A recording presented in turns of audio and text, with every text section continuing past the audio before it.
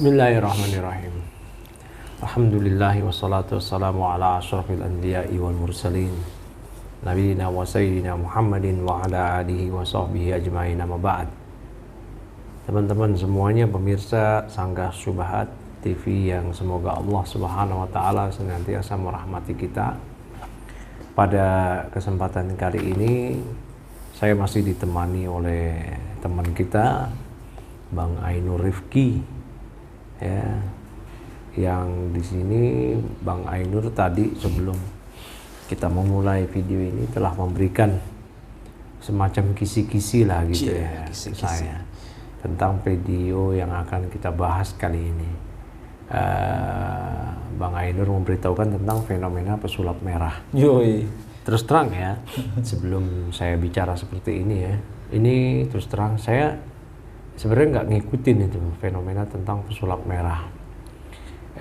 Saya pun juga nggak mau memvonis seseorang dengan dipesulap sebelum melihat tahu hakikatnya ya. Bisa jadi pesulap itu tanda kutip atau apa gitu kan.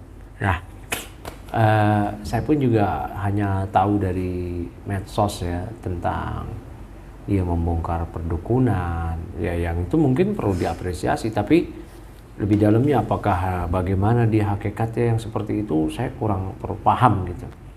Makanya banyak teman-teman tanya ke saya tentang pesulap merah itu, saya karena nggak ngikutin gitu ya. Ya saya tanya Allah alam, saya nggak tahu gitu. Ya cuman memang yang sempat saya kritisi ialah ketika sebagian teman-teman membandingkan dakwah para dai, ya, para duat, dakwah para ustadz dengan pesulap merah, yang seakan-akan pesulap merah itu lebih berhasil, lebih apa ya, gimana Bang Ain? Ya lebih seperti itulah, lebih berhasil dibanding dakwahnya para ustadz. Itu keliru pembanding-bandingan seperti itu. Nah, di sini ada narasumber kita nih sekarang, narasumbernya ini Bang Ainur nih. Kebalik ini. Yang akan menceritakan kepada kita. Mungkin teman-teman juga sudah tahu ya. Ya. Tapi ada sudut pandang lain mungkin yang akan kita bahas di sini mengenai itu. Silakan. Dunia jagat maya sedang dihebohkan dengan fenomena pesulap merah gitu kan.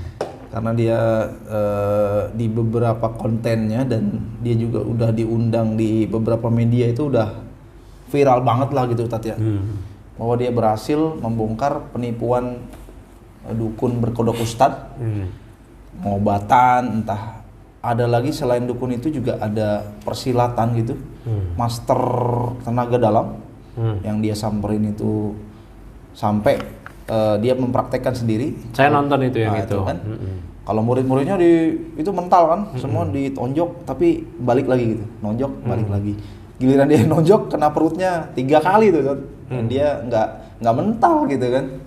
Nah itu kan tujuan dia buat video begitu kan, dia katanya mengedukasi gitu kan, mengedukasi masyarakat bahwa sebetulnya ilmu kebal, kemudian ya yang tadi bongkar-bongkar perdukunan, kayak contoh kita bisa mindahin penyakit ke kelapa, ternyata itu ada caranya gitu kan, kayak kelapa dibolongin dulu, terus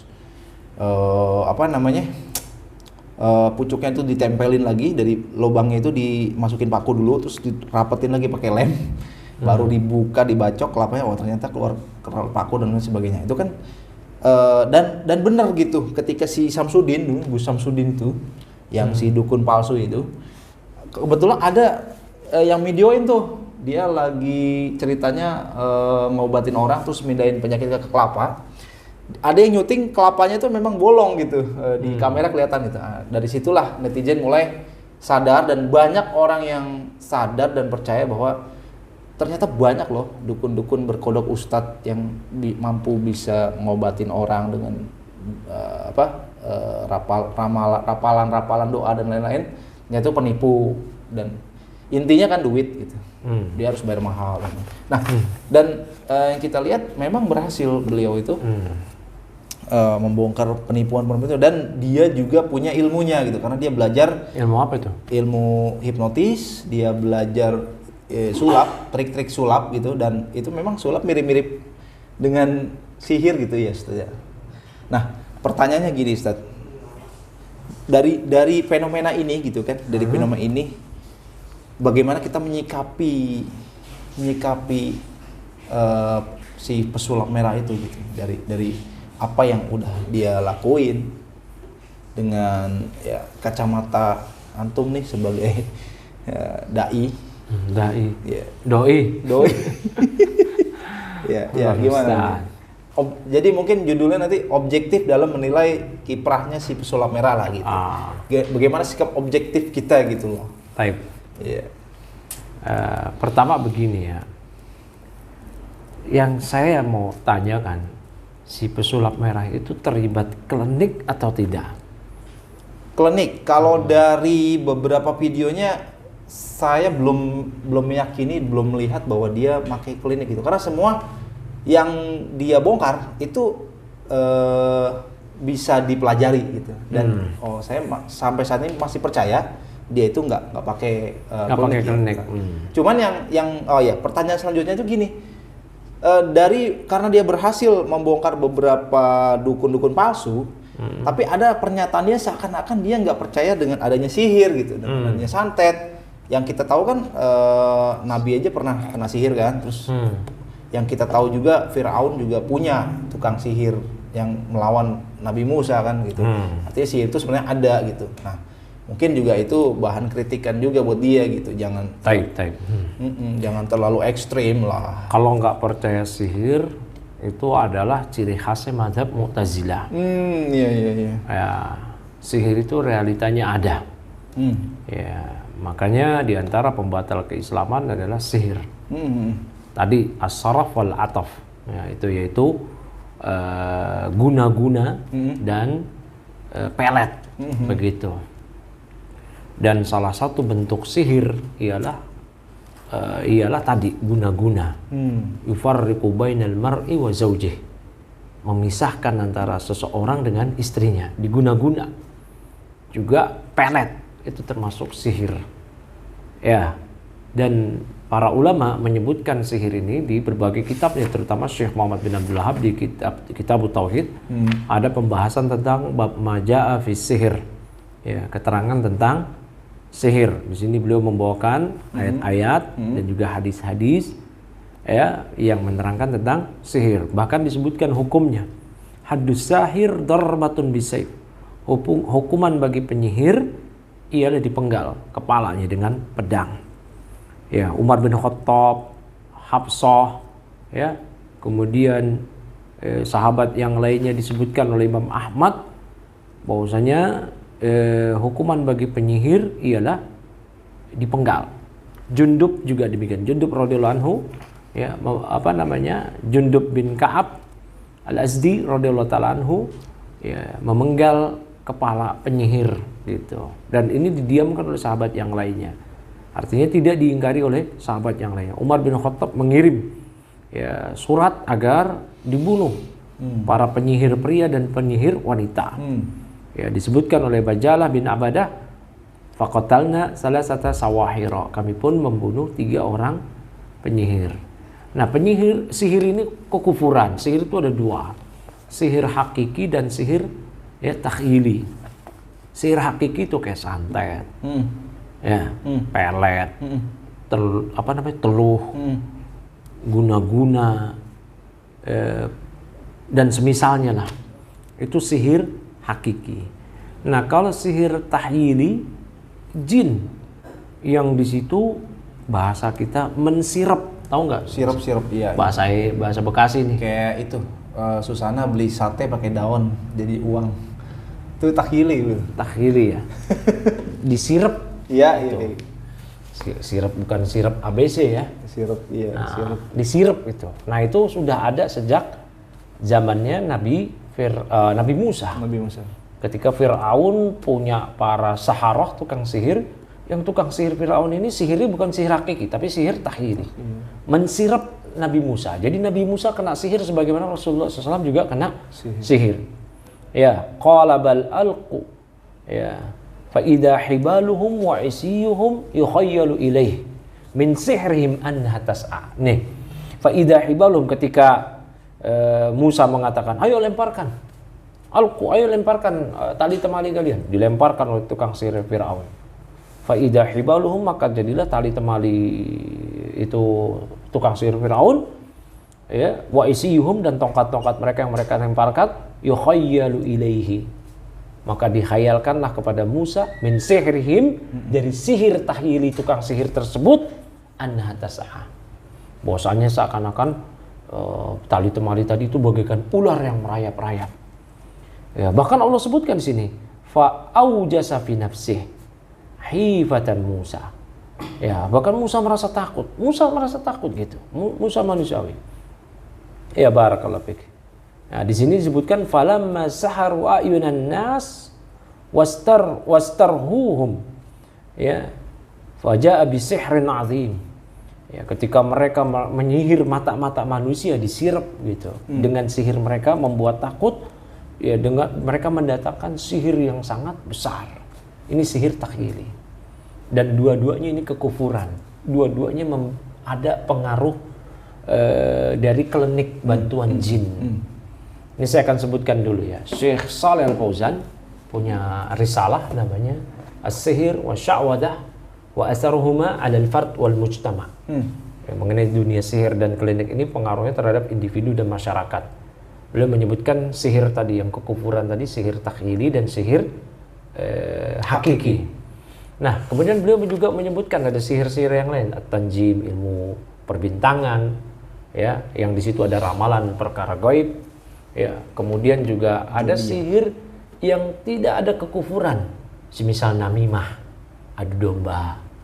Kemudian itu sihir, adu domba, tapi bukan kufur, tapi dikategorikan sihir, ya. Makanya kata para ulama diantaranya Yahya bin Abi Katsir, beliau mengatakan an-namam, para tukang namimah, tukang adu domba, yufsidu fi sa'atin ma la yufsidu sahiru fi syahrin.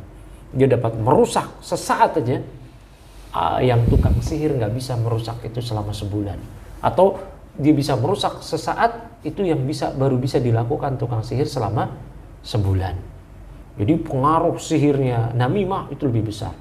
Kemudian Nabi SAW juga menyatakan inna minal bayani sihr, gitu. Inna minal bayani la sihra. Ya, sesungguhnya di antara penjelasan bayan ada sihir. Maksudnya apa? Fasohah, kefasihan, uslub, gaya bahasa, sehingga bisa mempengaruhi seseorang. Nah, ini tidak dihukumi penyihir yang tadi, hadus sahir yang kafir dihukum mati. Bukan. Nah, tadi bicara hipnotis. Hipnotis itu mempengaruhi orang apakah dengan bantuan jin atau dengan psikologis. Nah, kalau dia pakai bantuan jin berarti gendam namanya. Apa namanya? Gendam. Gendam kesumat, bukan. Gendam. Kalau pakai bantuan jin ya berarti itu yang tadi. Ya. Gendam. Berarti dia masuk ke sihir. Begitu. Pokoknya sihir itu gampang definisinya. Ada peran setan, ya, ada klaim ilmu gaib di situ, ada buhul-buhul. Ini disebutkan oleh Syekh Shalih Al-Fauzan di kitab tersebut. Selama enggak itu bukan sihir. Misal penyulap pakai trik-trik. Nah, ya itu. Trik-trik kecepatan tangan, menipu segala macam. Tercela dia. Bayan dia termasuk. Ya, itu mungkin kalau bayan bicara ya. Itu? Ini gish saja, menipu dia. Ya, menipu aja dia. Dia menipu, mengelabui. Kita nggak layak nonton seperti itu. Tayangan-tayangan yang nggak ada sihir sekalipun, misalkan, ayo nih umpetin di mana, padahal diumpetin di sini. Iya. Ya ini di mana, padahal dipindahin ke sini. Memang nggak ada unsur sihir, nggak ada bantuan jin. Ya, tapi di situ tercela. Makanya ini disebutkan, ini Ta'liqat Baziyah saya bawakan syarah kitab Tauhid, sebenarnya ada di syarah-syarah yang lainnya penjelasan mengenai hukum penyihir. Penyihir, kita bicara penyihir dulu. Pesulap tentu lebih lagi dari sini kalau yang nggak ada bantuan jin dan klinik. Disebutkan di sini kan bahwasanya hukuman bagi penyihir adalah dihukum mati dan mereka kafir. Ya enggak? Nah, kata Syekh bin Baz, qala ba'du ahli ilmi, berkata sebagian ulama ahli ilmu, wa minhum asy-Syafi'i, di antara Muhammad bin Idris asy-Syafi'i, in kana sahiru, ya, in kana sihru sahiri bi asya'a ma'rufatin Ya, tu'zi wa la tughayyirul uqulah bal tu'zi wa tumridu wa la yakunu fihi iddi'a'un li ilmil ghaib wa lam yakun mimman yastakhdimu asyayatin wa yasta'inu bihim lam yakun yata'ata ma harramahu Allahu minasyirki wa ghairihi fahada la yuqtalu li'anna hada laysa minas sihri bal huwa minal ada wa zulmi fayudrabu wa yu'addabu li'anna al-murada min qatli saharati inda sahabati humul ladina yastakhdimuna al-jinna wa ya'budunahum wa yadda'una al-ghaiba hada huwa al-ghalibu fi saharati fahada yuqtalu wa huwa sawabu. Nah, ini kata Syekh bin Baz, berkata sebagian ulama di antara Imam Syafi'i, jika sihirnya tukang sihir dengan berbagai hal yang ma'rufah yang sudah diketahui itu bisa melukai, menyakiti orang lain namun tidak merubah akal orang lain. Wala tu'dhi wala tumridu. Ya bal tu'dhi wa tumridu, hanya menyakiti orang lain, membuat dia sakit namun di situ tidak ada klaim ilmu gaib. Walam yakun mimman yastakhdimu syayatin, juga tidak menggunakan peran jin. Wa yasta'inu bihim, enggak minta bantuan kepada jin. Beda ya kalau tukang sihir semuanya kan pakai bantuan jin, ritual semuanya. Ya, dia tidak melakukan apa yang Allah haramkan dari kesyirikan dan semisal kesyirikan. Fahada la yuqtalu. Yang seperti ini enggak dibunuh. Para ulama menjelaskan dia dihukum mati kalau dia menyebabkan matinya orang lain dengan sebab perbuatan dia. Maka ada kaidah nafsu bin nafsi. Ya, jiwa dengan jiwa dihukum mati. Tapi yang seperti ini kata Imam Syafi'i dan para ulama, li anna hadza laisa minas sihir, karena ini bukan bagian dari sihir yang tadi. Jadi dia dengan menggunakan obat-obatan, asap-asap yang menimbulkan pengaruh, sama sekali nggak pakai jin. Bal huwa minal adza wal zulm, ini termasuk bentuk menyakiti orang lain dan kezaliman. Terus hukumannya gimana? Yudrabu, dipukul, dihukum, yu'adab, diberi pelajaran. Karena maksud dari membunuh para tukang sihir inda sahabat, ya, yang tadi para sahabat oleh Jundub, Umar bin Khattab, Hafsah, ya, humul ladina yastakhdimuna al-jinna wa ya'budunahum wa yadda'una al-ghaibah. Itu mereka itu yang memperkerjakan jin, yang pakai bantuan jin, beribadah kepada jin dan mengklaim tahu perkara yang gaib. Inilah yang umumnya ada pada saharah, pada tukang sihir. Fahada yuqtalu, yang seperti inilah yang dibunuh, yang dihukum mati. Nah, jadi sekarang kembali ke pesulap. Ya, kalau nggak pakai klinik dalam hipnotis atau yang lainnya, tetap tercela, ya. Dihukum. Karena dia pesulap juga punya trik-trik. Dihukum yang kayak gini nggak layak. Tapi tidak dikafirkan, apalagi dihukum mati. Yeah. Dia dihukum mati kalau menyebabkan kematian orang lain juga. Begitu, bisa dipahami nggak? Ya bisa. Tapi dari penjelasannya juga bahwa sihir itu ada, santet itu ada. Ada. Siapa yang mengingkari Mu'tazilah? Mu'tazilah artinya itu harus diyakini gitu kan? Harus diyakini. Nah, terkait pesulap tadi udah dijelasin. Nah, terkait ini terakhir peran dia dalam membongkar dukun-dukun palsu ini, kita apresiasi kan. Jadi gimana nih objektifnya gitu? Ya kalau gini ya, Ahlus Sunnati wal Jamaah itu senang kebatilan itu hancur, perdukunan itu hancur lewat jalan apapun ya. Ya ternyata lewat jalan si Sulap Merah. Ya kita senang ya. Namun kita nggak berlebihan mengapresiasi dia seakan-akan dia adalah dai, apalagi tampilan dia layaknya orang-orang fasik. Rambutnya merah kayak gitu. Itu wig itu. Hah? Wig. Apalagi dia pakai wig. Nanti ada hukum lagi. Pakai rambut palsu. Ya kayak gitulah ya. Nggak perlu lah kita angkat-angkat. Ya cukup apresiasi. Ya kita apresiasinya alhamdulillah, kesirikan hancur, perdukunan terbongkar. Ya, betul ya. Kita adil. Namun ketika dia tidak percaya santet, kalau dia sampai nggak percaya santet ya itu ya dihukumi seperti kaum Mu'tazilah. Terus ketika dia menghipnotis, kalau dia pakai jin, ya dia dihukumi penyihir. Berarti takhili. Ya, sementara hipnotis itu gimana sih? Pakai jin apa enggak? Ya, yang aneh tahu sih beberapa permainan pikiran, Ustaz. Tapi orang kalau udah menolak dari awal itu nggak akan bisa dihipnotis. Orang yang sudah dihipnotis itu yang pikirannya kosong gitu.